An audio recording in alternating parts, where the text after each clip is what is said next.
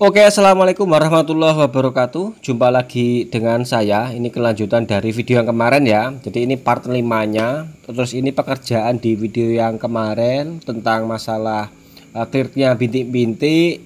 Jawabannya sudah saya jelaskan di video yang di part 4-nya.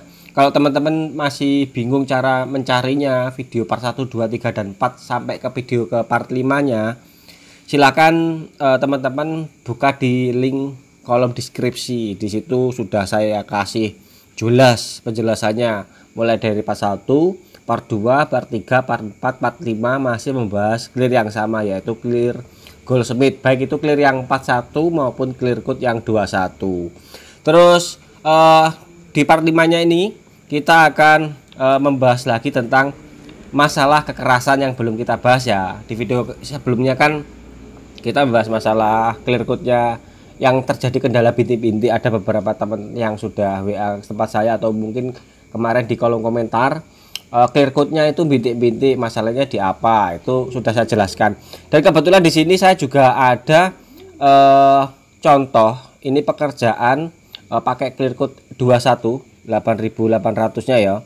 Terus pas ketepatan main di suhu yang ekstrim. Jadi saya ngerjakan pekerjaan ini setar pagi, selesai ngecat itu sekitaran jam 9.10, kemudian jeda 1 jam baru aplikasi clear coat. Jadi suhunya ini pas trik-triknya, jadi mulai dari jam setengah 11 ke 11 sampai jam 12 kan kalau di Kalimantan suhunya terik banget ya. Jadi ini suhunya relatif cukup tidak ideal, bisa dikatakan seperti itu.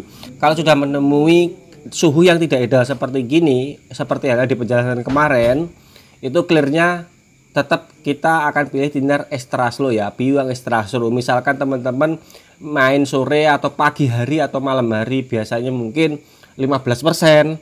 Kalau pakai extra slow di suhu yang siang seperti gini, trik seperti gini, yo thinnernya ditambahi paling enggak 20%. Terus sekalian juga saya jelaskan di sini teknik nembaknya. Ketika menghadapi suhu yang tidak ideal seperti gini, di sini suhunya sudah mulai naik di angka 29 derajat ke 30 ya. Terus untuk kelembapannya tentu masih agak lumayan tinggi, tapi sudah sembun. Kemudian untuk teknik nembaknya ketika sudah mendapati suhu yang tidak ideal seperti gini, tembakan pertama itu disawur aja, mainnya main sawur. Jadi model kayak dibuat gerimis hujan tipis-tipis gitu loh di layer pertama. Kemudian di layer keduanya itu diangin-anginkan sebentar, ditembak dengan angin aja ya. Jadi spregannya jangan ditekan full triggernya, cuman ditekan sedikit aja supaya anginnya keluar. Tapi usahakan sampai jangan clear coatnya nitik seperti itu. Jadi supaya untuk membantu penguapan. Kemudian setelah mungkin dirasa cukup, anggaplah 5-10 detik kita tembak angin aja, baru kita tembak lagi, sawur lagi di layer yang kedua. Nembaknya sedikit agak jauh, dibuat kabut-kabut kayak gerimis turun gitu loh, tapi ritmenya dibuat cepat gitu tekniknya. Jadi clearnya tidak langsung menghantam, langsung towable kepada permukaan, enggak, supaya penguapannya itu tetap konsisten. Jadi penguapan clear yang di lapis pertama, lapis kedua atau lapis ketiganya itu tetap ada jeda atau ada napas.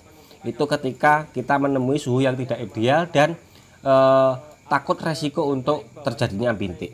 Oke, dan di sini saya ada pekerjaan Mounter NMAX ini sekalian untuk menjawab pertanyaan di part kelimanya tentang kekerasan. Jadi ini pas ada media yang masih sehat banget, terus warna dasarnya ini medianya juga hitam, media awalnya ya, terus minta warnanya kembali ke warna hitam.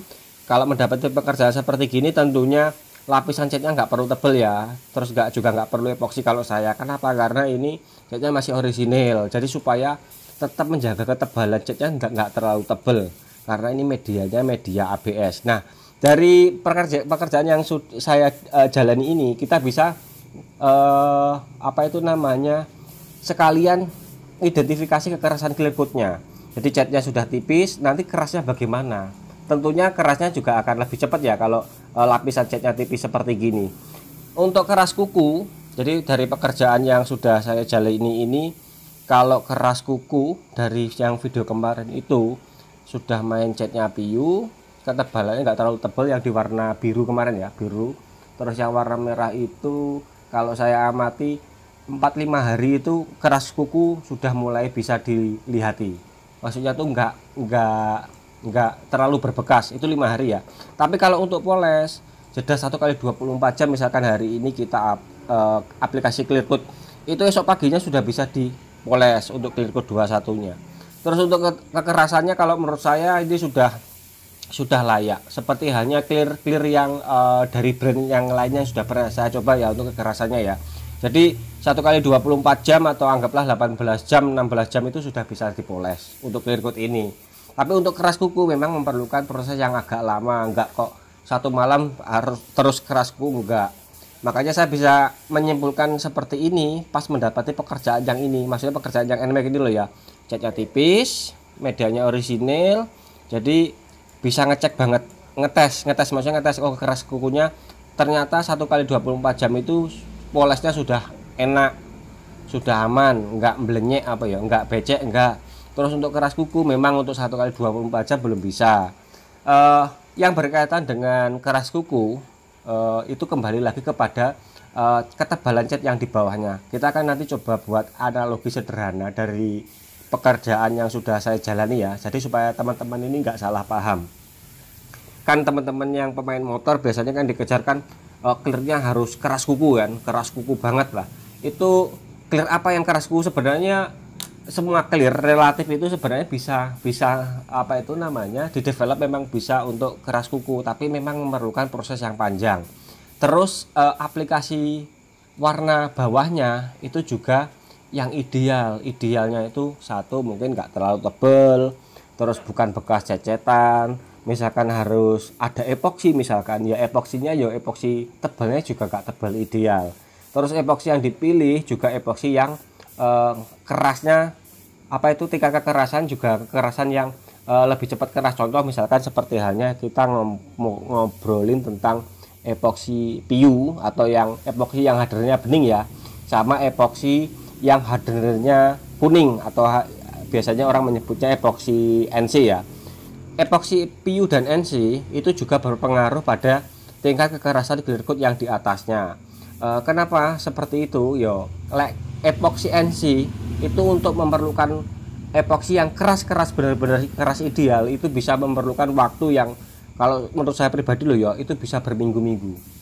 Tapi kalau memang keadaan tidak memungkinkan terus pengennya cepat yo 1 kali 24 jam sebenarnya juga bisa ditimpa atau sudah bisa disanding juga, nggak sudah clogging lah. Clogging itu digosok juga nggak lengket kalau sudah didiamkan 1 kali 24 jam. Meskipun sebenarnya epoksinya itu yo tidak benar-benar keringnya kering tatas atau kering layak gitu, sebenarnya enggak, tetap ada kelembapan kalau epoksi NC ya. Jadi ketika mungkin nanti ditimpa cat terus ditimpa clear coat yang mana di situ setiap lapisan itu kan ada thinnernya, tentunya epoksi ini juga akan hidup kembali. Nanti kita akan coba gambarkan gambaran yang paling sederhana seperti gini ya. Oke, jam jelas ya, jam 11:30 suhu 31, kelembapan turun. Nah, ini semakin siang nanti semakin panas. Kita lihat nanti hasilnya seperti apa. Sementara seperti gini penampakannya. Oke, saya akan saya akan coba menjelaskan tentang kekerasan ini supaya teman-teman pemula lebih paham ya. Jadi saya akan coba jelaskan dengan bahasa yang paling sederhana saja. Kita buat analogi gambar seperti gini. Anggap saja ini lapisan yang saya centang-centang bawah ini adalah medianya, kemudian di atas ini adalah yang ini lapisan yang kedua ini adalah lapisan epoksinya. Ini 1, 2. Jadi ini lapisan epoksinya. Kita ngobrolin dulu dari epoksi. Kan epoksi itu ada 2 jenis, epoksi NC sama epoksi PU. Sederhananya misalkan teman-teman mendapati epoksi yang hardernya bening itu epoksi yang jenis PU. Kalau yang hardernya coklat itu epoksi yang jenis NC. Dari kedua jenis epoksi ini dia memiliki tingkat kekeringan yang berbeda. Kalau epoksi NC relatif lama untuk epoksi ini kering-kering ideal. Tapi kalau waktu 1 kali 24 jam memang dia sudah bisa diamplas atau disanding. Jadi diamplas itu kalau 1 kali 24 jam dia tidak clogging. Tapi kalau epoksi yang jenis PU yang hardernya bening, dia hitungan menit atau hitungan jam saja sudah bisa di amplas atau disanding. Jadi misalkan teman-teman mendapati media yang di epoksi, misalkan teman-teman ini bekas tembulan, terus kemudian di epoksi NC ya, terus didiamkan 1 kali 24 jam, keesokan harinya ini kita amplas, dia sudah bisa diamplas, tidak lengket pada amplasnya. Kalau ini seperti itu ya. Terus apakah sebenarnya epoksi ini ketika sudah siap diamplas ini, ketika ditimpa oleh cat di atasnya, epoksi ini tidak bereaksi? Ya tentunya tetap akan bereaksi. Maksudnya saya seperti gini, dalam waktu 1 kali 24 jam epoksi yang sudah kita sanding ini, ketika kita lapisi cat di atasnya, anggap aja ini lapisan cat, yang mana cat ini kita campuri dengan thinner, otomatis thinner ini kan meresap ke bawah kan, ada yang sebagian menguap, ada bagian yang mungkin meresap ke bawah.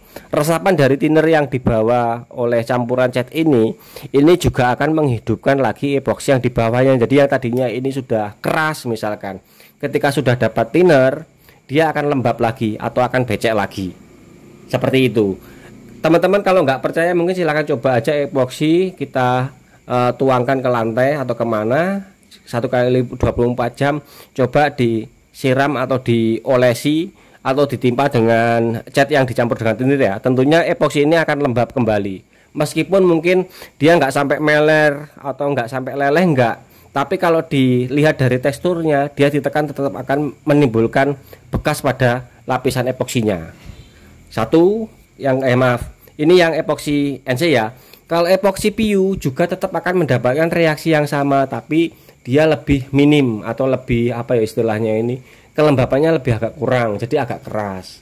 Apalagi kalau epoksinya ini terlalu cepat ya. Jadi misalkan nggak sampai 1 kali 24 jam, terus diamplas, dipaksa amplas, meskipun diamplas nggak lengket, kemudian ditimpa dengan cat, tentunya ini juga akan tetap mendapati masalah yang sama. Jadi misalkan teman-teman ngelihat di bengkel-bengkel karoseri mungkin mobil, ada yang epoksinya didiamkan sampai berminggu-minggu. Sebenarnya ya itu memang tukang catnya paham banget. Satu, mungkin melindungi besi dari korosif ketika proses pengerjaan bodinya belum selesai ya. Ini ngomongin yang berbahan plat. Keduanya juga mungkin nunggu epoksinya ini sampai benar-benar mati atau keringnya kering tatas. Jadi ketika nanti ditimpa dengan cat yang dicampur dengan thinner di atasnya, epoksi ini minim akan terjadi resiko lembab atau kenyal kembali, entah itu epoksi NC ataupun PU. Tapi epoksi PU dan NC ini yo bedanya biasanya pilihannya untuk kecepatan kerja ya. Misalkan ini pekerjaan tambah sulam cepet-cepetan ya, memang PU lebih cepat kering. Kalau NC relatif memang harganya agak murah tapi pengerjaannya agak panjang, dan biasanya dipakai untuk apa itu namanya media-media yang berbahan plat, karena menurut pendapat sebagian teman bengkel, kalau epoksi yang NC ini perlindungan dari korosifnya lebih bagus. Oke, selanjutnya setelah teman-teman paham seperti gini, jadi ketebalan epoksi, berikutnya ketebalan cat. Jadi ketebalan cat ini juga sama seperti halnya seperti itu. Misalkan teman-teman lapisan catnya ini terlalu tebal ya, terlalu tebal, terus kemudian keringnya nggak kering ideal, anggap aja misalkan lapisan yang di atasnya ini yang kita timpakan pada epoksi ini cat yang berbahan NC. Jadi cat yang berbahan NC itu kan banyak di pasaran ya, pokoknya yang ada tulisannya nitroselulose NC berarti dia berbahan NC, yang mana clearnya catnya ini lembab. Jadi meskipun kelihatannya sudah keras bagian luar, bagian dalamnya ini tetap akan lembab. Apalagi kalau ketebalannya over sampai mungkin berlapis-lapis, misalkan ini warna candy tone ya, silver dulu, candy tone dasarnya silver, tebalnya segini, kemudian ditimpa warna candy tone seperti di atasnya seperti gini. Jadi resiko untuk clearnya kenyal ketika kita lapisi clear di atasnya kan otomatis clear kan bercampur dengan thinner kan, otomatis thinner yang tercampur dengan clear ini ikut meresap kepada bagian bawahnya ini, lapis per lapis, sampai halnya dengan bisa mungkin epoksinya sini ya. Jadi kelembapannya ini akan semakin tambah. Jadi ketika ditekan kuku, dia tentunya akan kenyal. Apalagi pori-pori clear yang bagian luar, misalkan teman-teman pakai clear jenis PU ya, lapisan bagian luar ini sudah tertutup, sudah kering, kelembapan itu akan terjadi masalah pada area yang di dalam sini. Jadi untuk ngejar keras kuku itu memang diperlukan waktu yang lebih lama. Jadi meskipun teman-teman mau pakai clear yang harganya 1 jutaan ke atas misalkan, kalau bawahnya tetap main cat jenis NC, jangan ngejar keras kuku dalam waktu dekat. Itu yang perlu diperhatikan. Tapi misalkan teman-teman sudah pakai cat jenis PU, ya ini ketebalan tetap akan diukur ya. Jadi dari pekerjaan yang saya kerjakan ini, meskipun cat yang saya gunakan ini cuma 1 lapis, ini pada media yang saya kerjakan. Anggap saja di sini. Ini media yang saya kerjakan, medianya sudah warna dasar hitam, terus saya timpa lapis tipis saja, cat warna hitam. Kemudian kita lapis dengan clear coat di atasnya, clear yang 21-nya dari Goldsmith ya. Ketebalan clear coatnya saya lapisi relatif pede lah, ya sedikit agak tebel sih memang kan. Tapi dalam waktu 1 kali 24 jam clear ini sudah bisa dipoles. Rata-rata clear yang sudah saya dapati ya 1 kali 24 jam itu memang sudah dipoles. Tapi untuk keras kuku tetap akan memerlukan waktu yang lama. Jadi waktu 2-3 hari itu yo belum bisa keras banget ditekan kuku. Jadi tetap perlu ada proses yang agak lama untuk thinner yang bagian bawah, thinner yang kecampur dengan catnya ini kan ada reaksi ini tadi kan, clearnya kecampur thinnernya masuk kepada cat, akhirnya lembab. Meskipun ini catnya PU ya kan, tetap akan terjadi lembab. Tapi untuk proses untuk naik thinnernya ini tetap akan perlu waktu yang panjang. Ini yang perlu dipahami. Jadi jangan berpikir wah wis pokoknya clear bagus terus keras kukunya cepat, ya tetap akan lama, tetap perlu proses yang panjang. Jadi kenapa kadang-kadang bengkel airbrush yang clearnya tebal sampai vlog berkali-kali, atau mungkin yang medianya perlu dempel, perlu epoksi, pengerjaannya lama, terus keras kukunya lama. Memang setiap proses itu ada tahapan, enggak kok sekali langsung jadi seperti halnya apa itu imajinasi atau apa ya namanya lah, ekspektasi teman-teman. Enggak, meskipun clear yang tedas bacok dan sebagainya, tetap dia akan tetap apa itu melalui proses seperti ini. Kalau teman-teman nggak bisa kontrol ketebalan, untuk cepat keras kuku itu lambat. Intinya seperti itu. Oke, mungkin paham ya penjelasan saya yang agak bertele-tele, tapi setidaknya kan teman-teman paham kan. Oke, lanjut. Jadi ini pekerjaan yang sama di hari yang sama. Jadi setelah siang tadi tengah hari selesai, lanjut lagi aku nembak 1 unit motor apa ini Jupiter Jet ya, warnanya Moonlight Blue. Sudah sering saya bahas. Ini pakai clear yang sama, tapi thinner sedikit saya kurangi karena saya aplikasi clear coatnya ini sore menjelang maghrib seperti biasanya, suhu yang ideal. Jadi thinner sudah saya turunkan ke 15%, enggak 20% seperti halnya siang tadi. Terus untuk pekerjaan yang apa itu NMAX tadi, meskipun catnya sudah tipis PU, ya tetap keras kukunya dalam waktu 1 kali 24 jam itu tidak akan dapat. 2-3 hari itu nggak akan dapat, meskipun catnya tipis ya loh ya. Ini ideal, maksudnya rata-rata clear coat ya seperti itu. Tapi selepas dari waktu yang saya amati di motor yang pertama kemarin saya tembak itu di Posban sama Scoopy ya, setelah 1 minggu ya sudah dapat keras kuku. Tapi kalau waktu 2 hari 1 hari ya nggak bisa. Tapi untuk poles, dan kebetulan ini ada kejadian yang meleleh ya, meleleh itu 1 kali 24 jam, pagi harinya itu sudah saya apa itu namanya, saya cutter ini sudah nggak becek, meskipun ya agak kenyal, tapi dipoles sudah aman, nggak apa itu namanya, nggak brudul, nggak ikut dipoles itu clearnya nggak rusak, nggak. Ini ya relatif clear yang bisa diajak kerja, sama seperti halnya clear yang sudah pernah saya review di sebelumnya. Ini misalkan teman-teman pakai clear coat ini terus nggak dapat keras kuku, berarti cek lagi kelembapan. Inti dari pembicaraan saya di video ini seperti itu. Maksudnya lapisan bawah ya, lapisan bawahnya bagaimana, cat NC atau cat PU, terus pakai epoxy NC atau pakai epoxy PU, terus ketebalannya bagaimana. Misalkan pakai epoxy NC, ya meskinya durasi waktu untuk naik catnya lebih panjang lagi, lebih bagus, lebih lama lagi lebih bagus. Misalkan cat yang diaplikasikan cat NC untuk naik clear coat ya lebih lama lagi, sebenarnya lebih bagus. Tapi kendalanya kalau cat NC ditimpa clear dalam waktu yang cepat, dalam waktu yang lama, kalau nggak ditimpa lagi dengan cat NC yang tipis, warnanya biasanya akan terkontaminasi dengan udara ya. Biasanya pada cat yang berpartikel, jadi kelipnya itu nggak akan kelihatan gurih. Jadi solusinya ketika mendapati cat NC, didiamkan lama mau dinaikkan clear coat, ditimpa lagi aja cat NC tapi tipis saja supaya nggak terlalu lembab. Ini proses untuk polesnya 1 kali 24 jam atau keesokan paginya sudah saya poles ya, wis aman. Sekalian tutorial pada bagian yang apa itu namanya, ngilangi clear yang meleleh. Aku dapati meleleh pada area pinggir. Wis ini relatif pekerjaannya wajar.